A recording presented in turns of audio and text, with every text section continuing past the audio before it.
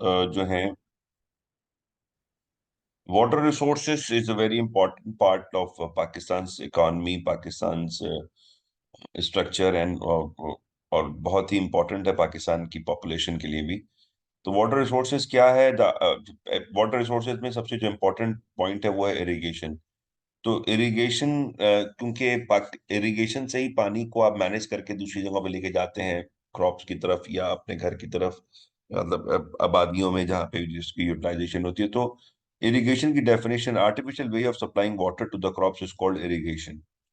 Need for irrigation, why do we need irrigation? Irrigation is important because of the ever increasing population and demand of food. Irrigation makes it possible for us to cultivate those areas as well which do not receive water through other sources. There are many different methods of irrigation.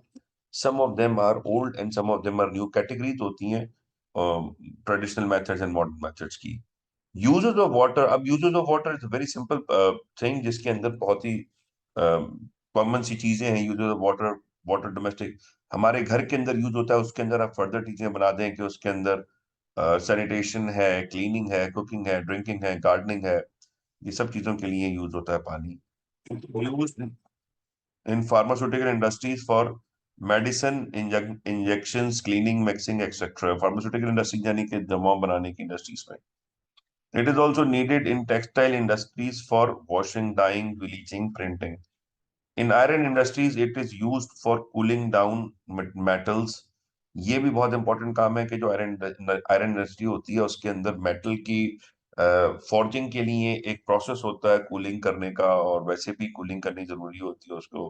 तो sudden cooling के लिए भी और वैसे ही के भी use होता है। मिनरल वाटर इंडस्ट्रीज पाकिस्तान के अंदर एक बहुत बड़ी इंडस्ट्री डेवलप हो चुकी है कि लोग जो घर में पानी पीते हैं अब मिनरल वाटर होता है। I remember when I was a child of your age, हमारी यहाँ बॉटल वाटर या मिनरल वाटर की कोई मार्केट ही नहीं थी, हमें पता ही नहीं था कि ऐसे भी कोई पानी होता होगा। हम तो घर का जो नलका पानी होता था उसी को पीते थे बोतलों में रख के, और उसको जो है बहुत ज्यादा करते थे तो हम बॉईल करके उसको हम उसके अंदर से वो पीते थे, वही पानी जो घर के अंदर नलके में आता है। लेकिन अब वो जाहिर है मिनरल वाटर इंडस्ट्री बन गई तो वो सारे लोग अर्बन सेंटर्स के अंदर तो मिनरल वाटर पी रहे होते हैं।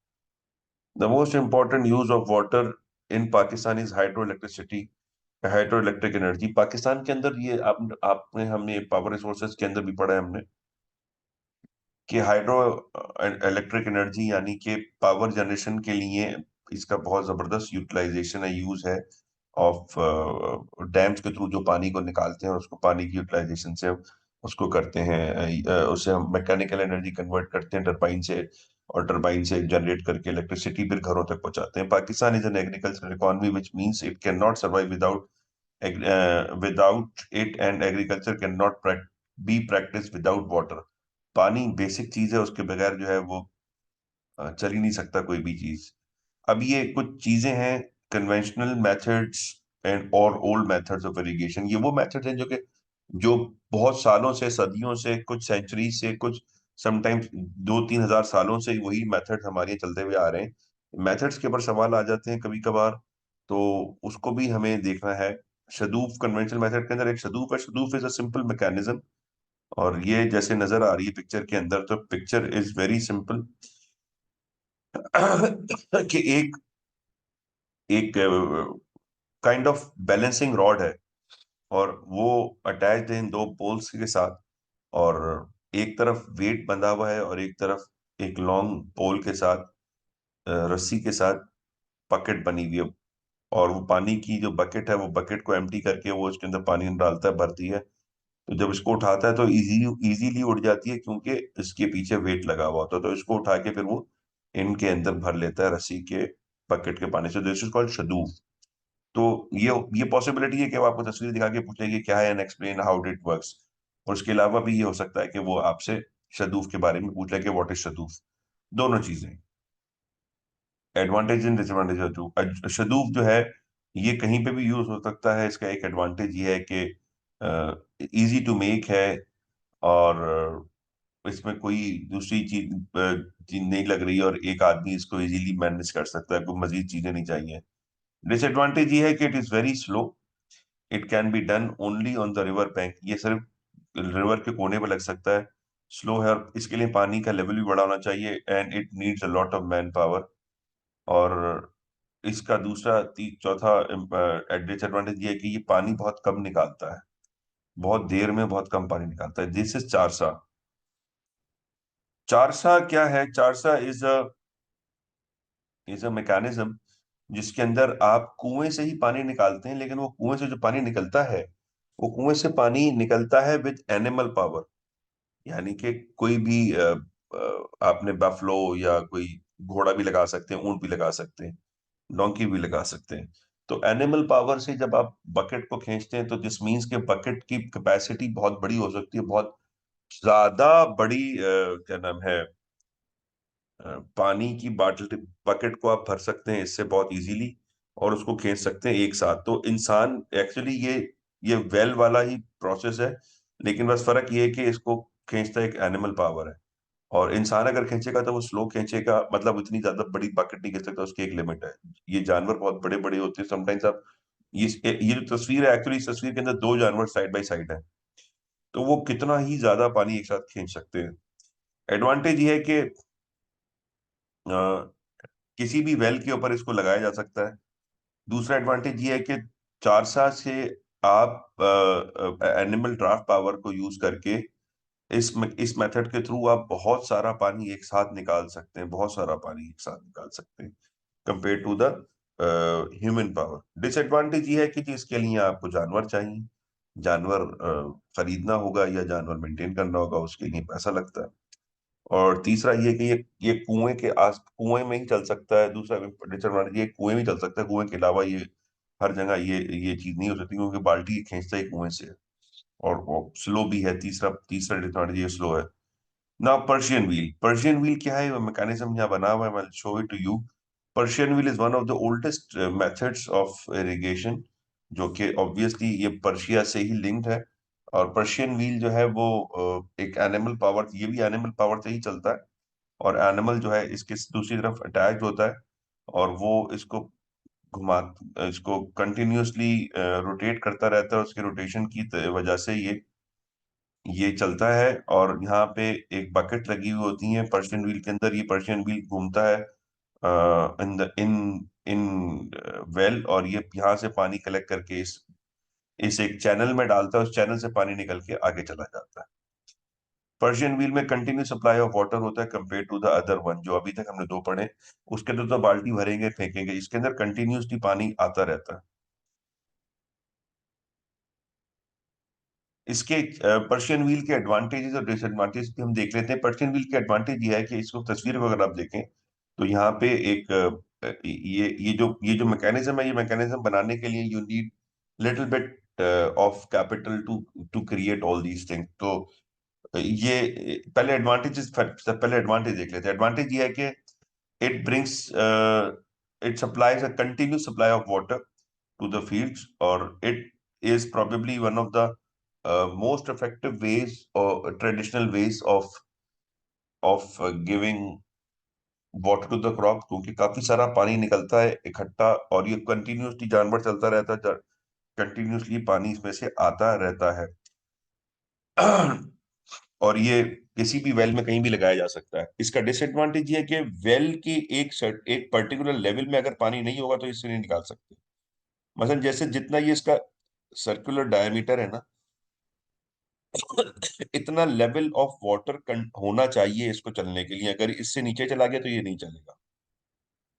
दूसरा, ये जो इक्विपमेंट बनाया है, इक्विपमेंट बनाने के लिए पैसा लगता है, और वो पैसा जो है वो हर एक के पास होता नहीं है, मटेरियल लगता है। और तीसरा, जानवर भी चाहिए आपको। जानवर अगर नहीं होगा तो ये बगैर जानवर का नहीं चल सकता किसी और मैकेनिज्म से। कारेज कारेज जो सिस्टम है, ये एक ओल्ड ट्रेडिशनल सिस्टम है जो कि अंडर वाटर सॉरी अंडरग्राउंड पानी को टैप करता है। ये एक बहुत पुराना सिस्टम है, और ये करता ही है कि स्लोप और जगहों पे जहाँ पे पानी यूजुअली फ्लो करके जा रहा होता है, वहां पे ये वर्टिकल चैनल्स बनाए जाते हैं, शाफ्ट बनाई जाती हैं अंदर, और अंडरग्राउंड एक कनाल बनाई जाती है, अंडरग्राउंड एक कनाल। और वो अंडरग्राउंड कनाल पानी को टैप करती है ऐसे, जिससे बिल्कुल आपके सामने नजर आ रहा है। ये सारा पानी यहाँ से जब जाएगा इस पूरी जगहों से, तो ये टैप होके यहाँ नीचे जाएगा, नीचे जाके इसमें जाएगा, फिर यहाँ से फिर आगे चला जाएगा क्रॉप्स की या आबादी की तरफ। इसी का एक और एक डिपिक्शन है, वो भी यही है कि बारिश हुई है, बारिश होके ये सारा पानी ऊपर से इधर से टैप होके शाफ्ट में से यहाँ से चला गया, और नीचे एक कैनाल सी बनी हुई है, एक चैनल बना हुआ है, और ये कारेज इरिगेशन सिस्टम है, फिर आगे जाके चला जाता है। इसके अंदर दूसरा तरीका भी ये होता है, एक तो पानी आगे चला के, दूसरा ये होता है कि बहुत सारे कारेज के अंदर यहाँ पे वेल्स, ये जो शाफ्ट है ना, इन शाफ्ट के अंदर ये they work as well as well. इसके अंदर लोग उतर जाते हैं, उतर के पानी निकाल के ऊपर आ जाते हैं, ये भी हो सकता है। ये दोनों तीनों तरीके हैं जिससे पानी यहाँ से निकाला जाता है। Explain two ways in which karez irrigation, ये इस पे सवाल आया हुआ तो उसको भी देख लेते हैं। Irrigation system is operated to grow dates and vegetables in desert oasis. You should develop your answer. It is usually owned by a group of people in a village rather than an individual. ये कारेज जब भी होता है तो एक बड़ी आबादी के लिए होता है, एक आदमी का नहीं होता। ये जैसे पर्शियन व्हील एक आदमी का हो सकता है, कारेज एक आदमी का हो सकता है। ये थोड़ा सा एक बड़े लेवल पे क्योंकि, और ये काम भी बड़ा है। A mother well is dug down to the waterable groundwater to access water underground using gravity. A tunnel brings water into the surface. ये वही है, ये मदर टनल, ये रही मदर वेल, जो सबको सारा पानी खींच के आगे लेके जा रहा है। A tunnel is dug starts from the base of the hill, base of the hill, ऐसे दिखाया हुआ है, and then it goes to the length of the Kari system and to the other side. The tunnel narrow underground canal minimizes evaporation. इसका ये बड़ा advantage है कि पानी में, इसमें evaporation नहीं होती, क्योंकि इसमें कोई सूरज ही नहीं पड़ता, जमीन के नीचे होती है ये। The tunnel can run for a long distance, 10 kilometers तक की भी दुनिया के अंदर कारें अवेलेबल हैं। Where the tunnel reaches the surface emerges, trees are planted. This provides shades, reduce further evaporation. The carriage is dotted with vertical shafts. वो जो मैंने बताया कि vertical shafts होती हैं इसके ऊपर, मदर वेल के ऊपर vertical shaft. This allow for cleaning, repair, and to prevent blockage in the tunnels. Suggest two disadvantages of using carriage. Disadvantages का traditional skilled labor is needed to dig mountain, maintain the tunnels. हर कोई नहीं बना सकता ना, हर कोई इसको चला सकता, मेंटेन कर सकता। तो वो लेबर नहीं मिलती है आपको जो पुराने स्टाइल में इसको चला सके या बना सके। Digging boring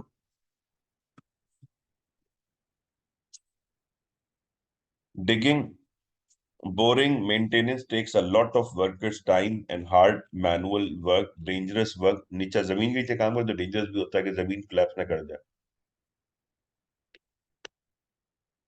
it is expensive to build lining the canals tunnel for the first time, और बहुत टाइम पैसा लगता है, पीवीसी पाइप्स लगाने पड़ते हैं, आपको कंक्रीट लगाना पड़ता है, सीमेंट लगाना है। Machinery use to bore dig cause air pollution, harmful gases. Owned by cooperative many owners, एक जैसे ऊपर बताया था कि बहुत सारे लोगों different percentages share can cause conflict disagreement. Water flowing through carriers cannot be stopped. Water can be wasted. ये बहुत कम होता है कि कारेज को कोने पे आप बंद कर दें, कौन पानी भरेगा तो उसको आगे जाने ही जाना है, चलता रहेगा वो। जो चलता रहेगा तो जाहिर है पानी रुकेगा नहीं। Have to use the water as soon as it flows. Need frequent maintenance, repairs, cleaning. Water is drying up. Use of tube wells has lowered the water table. ये भी है कि अब ट्यूबवेल इतना ज्यादा बना दें कि वो वाटर टेबल नीचे चला गया। Water is not always taken directly to the crops, often transported to the crops through irrigation और small areas. Only feasible in specific geological landscape. ये हर जगह नहीं बन सकता, ये पहाड़ों वाला जो इलाका होता है उसी में जो बन सकता है। इनंडेशन कनाल, कनाल की ये इनंडेशन का बिल्कुल रिवर्स होता है पेरेनियल कनाल। वो भी जरा मैं साथ ही समझा देता हूँ, वो मॉडर्न मेथड में है लेकिन उसको यही समझा देता हूँ।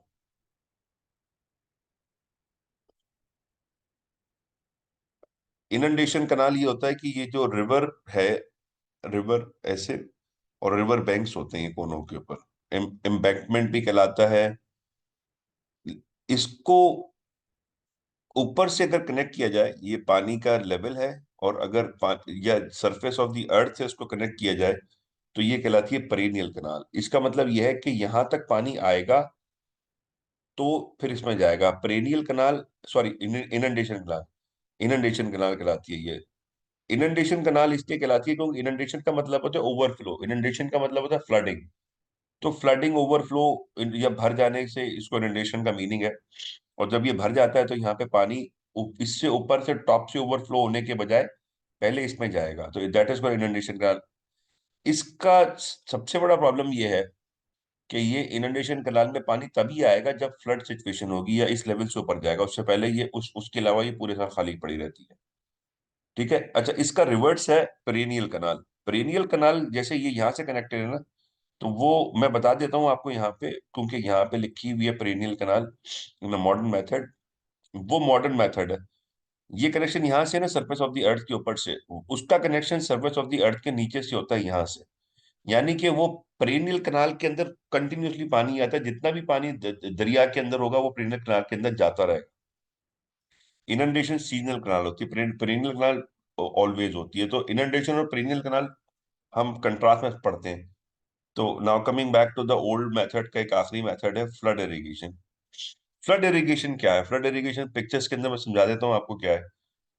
पिक्चर के अंदर ये फ्लड इरिगेशन है। फ्लड इरिगेशन का मतलब ये है कि वाटर चैनल होता है क्रॉप्स के साइड में, और क्रॉप्स के साइड में से वाटर चैनल को अचानक से जो है ना वो पानी खोलता है, ये जो आपका फार्मर है, और पानी खोल के उसको छोड़ देता है, और वो सारी की सारी फील्ड में चला जाता है पानी। इसके बड़े डिसएडवांटेजेस हैं। क्या है? It gives extra water than required in the field. Around 25% of the water is wasted through evaporation, क्योंकि लंबी सरफेस होती है तो वहां पे पानी जाया होता रहता है। It can contribute towards water logging and salinity, obviously. जब पानी वहां खड़ा रहेगा तो वाटर लॉगिंग होगी। The remaining water is wasted and goes into the drains. जो सादा पानी, बहुत सारा एक्स्ट्रा पानी जो है ड्रेन में चला जाता है। It causes growth of the weeds. जब एक्स्ट्रा पानी है तो जो प्लांट्स के बीच की जमीन होती है वहां पे वीड्स उग जाते हैं, यानी कि अनवांटेड प्लांट। और वो भी एक बहुत बड़ा प्रॉब्लम है मैंने से। Modern methods of irrigation, perennial plan मैंने बता दिया। स्प्रिंकलर्स, ये बहुत सिंपल है, शक्ल आपके सामने नजर आ रही है। स्प्रिंकलर्स क्या होते हैं? इन स्प्रिंकलर्स जो है वो मैकेनिकल इलेक्ट्रिकल डिवाइस होती हैं, रोटेट करती हैं और वो पानी को फेंकती हैं। टैंकर इरिगेशन, टैंकर ये है कि वाटर टैंकर, जो कि आप पूरे पाकिस्तान के अंदर वाटर टैंकर सप्लाई होते हैं बड़े शहरों के अंदर, के पानी लेकर आ रहे हैं आपके घरों के अंदर। उसी तरीके से टैंकर जो है वो कहीं भी पानी ले जा सकता है। टैंकर का मेन एडवांटेज ये है कि ये कहीं पे भी पानी ले जा सकता है। जहाँ पे रोड हो, जहाँ पे रोड ना हो, वहां भी ले जा सकता है दूर दराज के इलाके में। लेकिन इसका सबसे बड़ा डिसएडवांटेज ये है कि बहुत ज्यादा एक्सपेंसिव हो जाता है, क्योंकि डीजल पे चलता है और मशीन इसके साथ अटैच रहती है। Tank irrigation. Large water tanks are created to collect water. Large irrigation tanks हैं जो कि पानी को कलेक्ट करते हैं। कलेक्ट करने के बाद उसको हम रिस्टोर कर लेते हैं उस एरिया के अंदर, बारिश के पानी को, और फिर वहां से हम उसको चैनलाइज करके यूज करते हैं कहीं और। तो ये है टैंक इरिगेशन, जिसमें टैंक्स के अंदर बहुत बड़े बड़े 50-50 60-60 फीट गहरे टैंक्स होते हैं। ट्यूबवेल्स एक मैकेनिकल डिवाइस है। वो अंडरग्राउंड वाटर को, this is mechanical device, underground water को सक करके बाहर निकाल के ऊपर फेंकती है, और उससे आपके किसी भी एरिया के ऊपर आप पानी को सप्लाई कर सकते हैं। ड्रिप इरिगेशन, ड्रिप इरिगेशन ये एक दुनिया का सबसे most effective way of irrigation है, क्योंकि इसमें ऑलमोस्ट 0% इवेपोरेशन होती है। क्यों, वो बताता हूँ कैसे।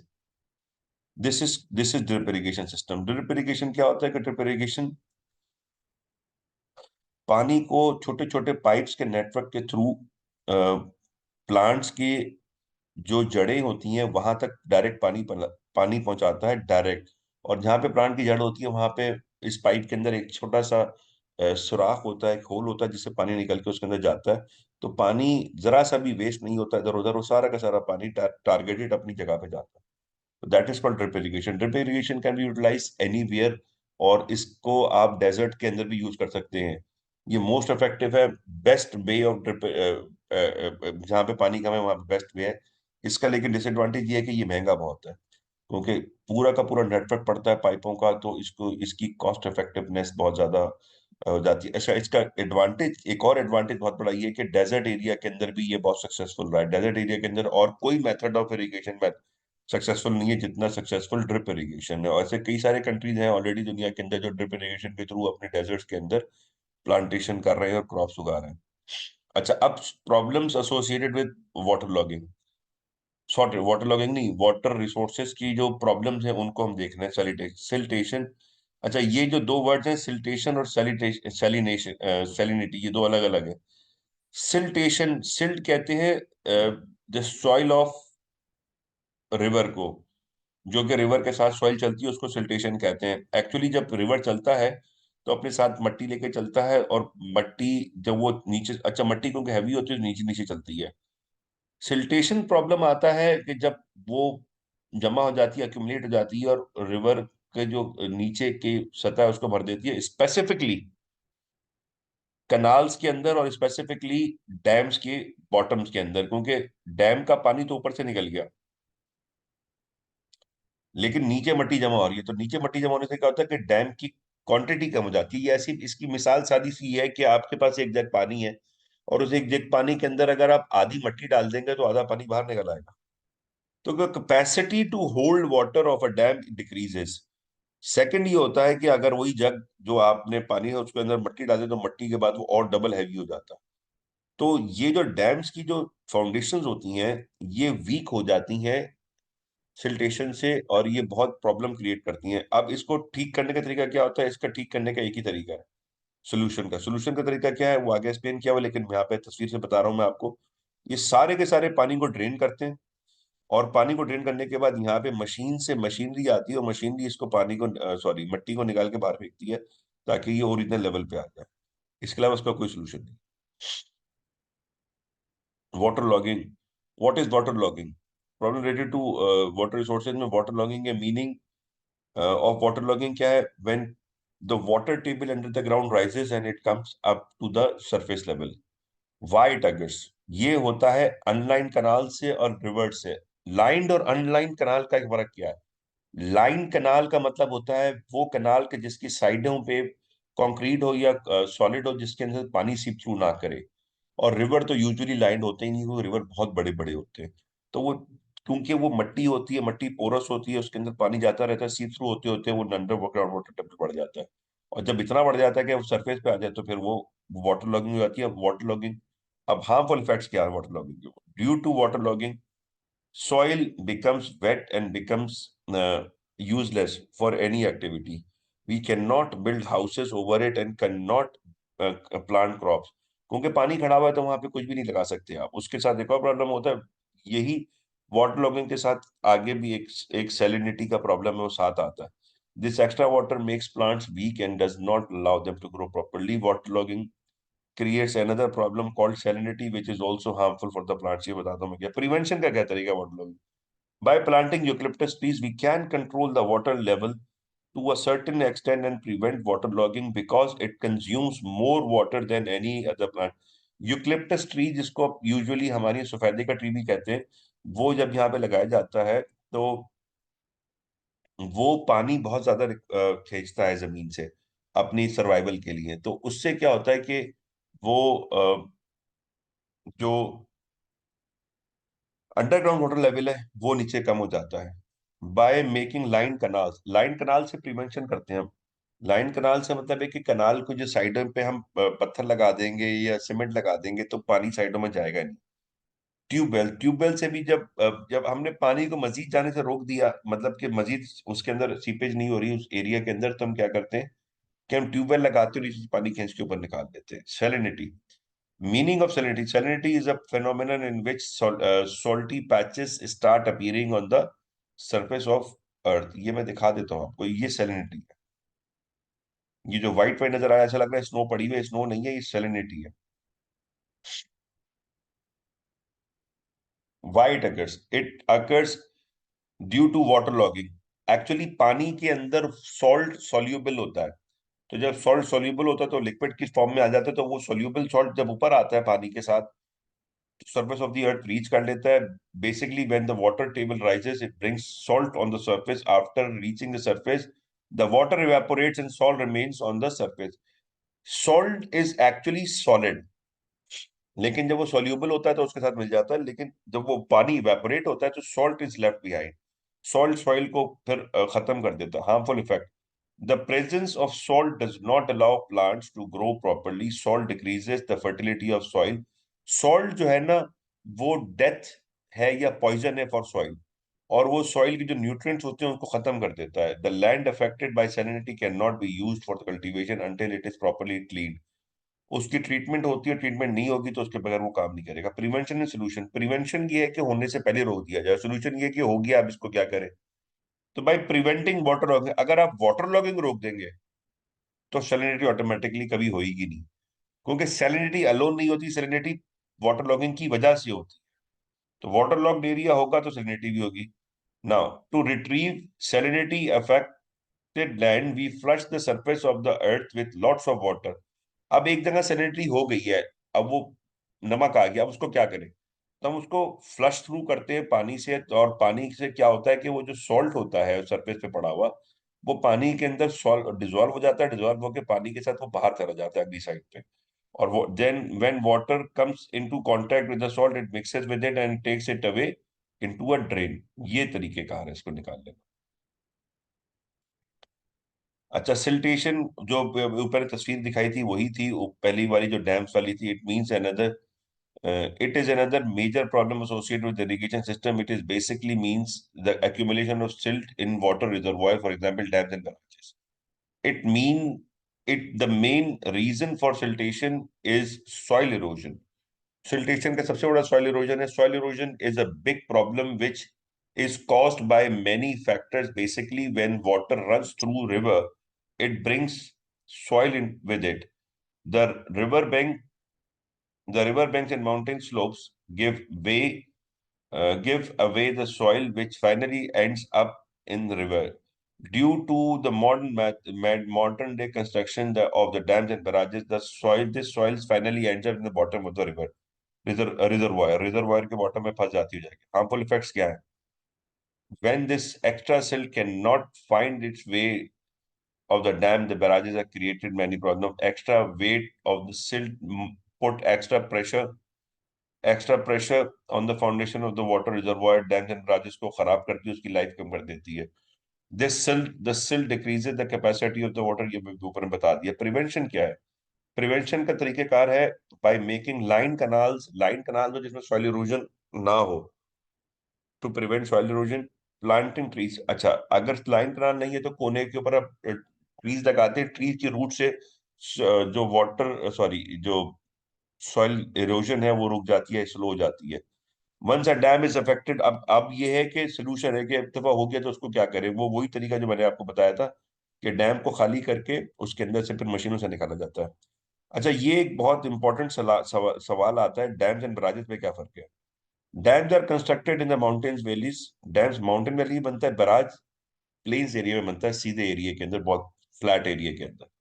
दे are primarily used for generation of electricity. They are primarily used for irrigation purposes or providing water to the fields.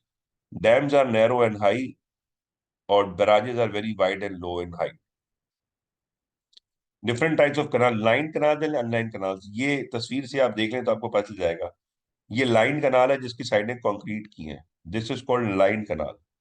और दिस इज कॉल्ड अनलाइन कनाल जो कि कच्ची हैं। इसके अंदर पानी साइडों में जाएगा, इसके अंदर पानी साइडों के अंदर सीप थ्रू नहीं करेगा जमीन के अंदर, इसके अंदर पानी सीप थ्रू करेगा जमीन के अंदर। ये बहुत बड़ा फर्क है दोनों के अंदर। डीसैलिनेशन प्लांट, डीसैलिनेशन का मतलब है कि जो पानी हमारा समंदर में होता है उसको कैसे डीसैलिनाइट करके उसको यूटिलाइज कर सकते हैं। It is a process in which we purify saline water of sea to be utilise as fresh water for drinking and household use. Desalination plant लगते हैं समंदर के पास, और वहां पे वो समंदर का पानी is useless for us for any purpose. ना उसको पी सकते हैं, ना उससे क्रॉप कर सकते हैं, ना उससे हम कोई चीज धो सकते हैं, क्योंकि कोई चीज अगर उससे धोएंगे गाड़ियां या कोई भी चीज तो वो उससे खराब हो जाती है, क्योंकि उसके अंदर सॉल्ट होता है, उसके अंदर अल्कलाइन प्रॉपर्टीज होती हैं, उसको जंग आलूद करके खत्म कर देता है। तो ना उससे हम नहा भी नहीं सकते प्रॉपरली, क्योंकि वो बहुत ही चिपचिपा सा पानी है। Specialised processing plants are installed near sea where they take where they take in the sea, in seawater, take in seawater and convert into fresh water. पानी के अंदर से सारी नमकियात और सारे मिनरल रिसोर्सेज को निकाल के उसको फ्रेश वाटर बना देता है पीने लायक। Many cities of the world which are located near sea are using desalination plants to produce more water for their population and domestic growth। Pakistan के अंदर अभी desalination plants की कोई इतनी ज्यादा वैल्यू नहीं है, पाकिस्तान में नहीं आ रहे हैं, क्योंकि ऑब्वियसली एक तो महंगे बहुत होते हैं और फिर पाकिस्तान को इतनी अवेयरनेस भी नहीं है। ये कुछ क्वेश्चंस हैं उसके ऊपर। ये state three ways water is obtained for domestic purpose in Pakistan. Pakistan में किस तरह से पानी लाया जाता है? डायरेक्टली रिवर्स के थ्रू आता है, वेल्स के थ्रू आता है, पाइपलाइंस के थ्रू आता है, कलेक्टेड रेन वाटर यूजिंग, अच्छा यूजिंग डिसैलिनेशन। डिसैलिनेशन है लेकिन इतना नहीं है, पानी बहुत थोड़ा पानी डिसैलिनेशन से आता है। Explains how water is used in two different secondary industries in Pakistan used to develop it। अच्छा, थर्मल पावर प्लांट के अंदर ये हमने वहां पे बताया है, स्टीम प्रोड्यूस करता है। ये वाली चीज हमने वहां सिखाई थी, ये क्या नाम है, पावर रिसोर्सेज के अंदर। और वहां से इसको हम लिंक करते हैं कि स्टीम क्रिएट होता है पानी से, थर्मल पावर स्टेशन के, जिससे वो चलता है सारा। मिनरल वाटर इंडस्ट्री बता चुका हूँ, iron industries, hydro electro power station. Hydel electro power station यानी कि डैम्स के थ्रू जो बिजली बनती है, ये उसका सिलसिला है। फार्मास्यूटिकल, ये सब चीजें बता चुके हैं। Outline two advantage disadvantages using irrigation in small scale subsistence farming. Disadvantages क्या है इरिगेशन के? Small can produce higher yields, अगर हम करेंगे, पानी प्रोवाइड करेंगे तो। Extend farming season, can cultivate more land use for cultivation, can cultivate marginal land, can control an amount of water use, can grow. ये सारे एडवांटेजेस हैं small scale. Small scale farming, ये फार्मिंग का chapter से, लेकिन मुझे water से irrigation से लिंक है, तो ये दो चैप्टर मिला के क्वेश्चन दिया हुआ है इन्होंने इसके अंदर। डिसएडवांटेजेस, कॉस्ट ऑफ इंस्टॉलेशन ज्यादा है, difficult to build, inundation, canals only flow during rainy season, ये हम बता चुके हैं। वाटर लॉगिंग हो जाती है अगर अगर ट्यूबवेल से पानी दें। It can increase the salinity of the soil. The United Nations, अगला सवाल है, the United Nations has predicted that Pakistan may become a water scarce country by 2022. To what extent can effective management of this water supply help Pakistan to avoid becoming water scarce country? Water scarce का मतलब है जिसमें पानी कम हो जाए इस country में। Country in the future, give reasons to support your judgment. Effective management of the of water supply may help because Pakistan has enough water, but it is not evenly spread through the country. Much water is lost through existing irrigation system using traditional method, जो हम पढ़ चुके हैं flood irrigation वगैरह से। Water is polluted through industrial domestic waste. Water pollution Pakistan का एक बहुत बड़ा प्रॉब्लम है। इंडस्ट्रियल वेस्ट जाता है सारा का सारा उसके अंदर। Pakistan needs to educate the people further about conservation of water. अच्छा, इफेक्टिव मैनेजमेंट से क्या होता है? ये तो इफेक्टिव मैनेजमेंट मतलब help water. effective management of water cannot, may not help because population growth is leading to water scarcity। जितनी population बढ़ रही है, जाहिर है पानी की रिक्वायरमेंट बढ़ रही है, तो पानी कम हो रहा है। Pakistan is suffering the consequences of climate change and this is an international issue. और पाकिस्तान का जो क्लाइमेट चेंज का इशू है, उसके से पाकिस्तान में पानी और बारिशों का सीजन ऊपर नीचे हो रहे हैं। The Indus basin treaty causes many issues and needs updated. Indus basin treaty जो है, जिससे पाकिस्तान जो है वो अपना पानी रोक, 3 दरियाओं का पानी हमारा रुक गया है क्योंकि इंडिया ने हमारे पानी नहीं दिए हुए, तो उसको भी इसके अंदर हम कंसिडर करते हैं कि हमारी जो अ, पानी की रिक्वायरमेंट है वो इंडिया पूरी नहीं होने देता किसी तरीके से। ये वो ये वो पॉइंट था। तो हमारा ये चैप्टर कंप्लीट हुआ, और now will move to another chapter.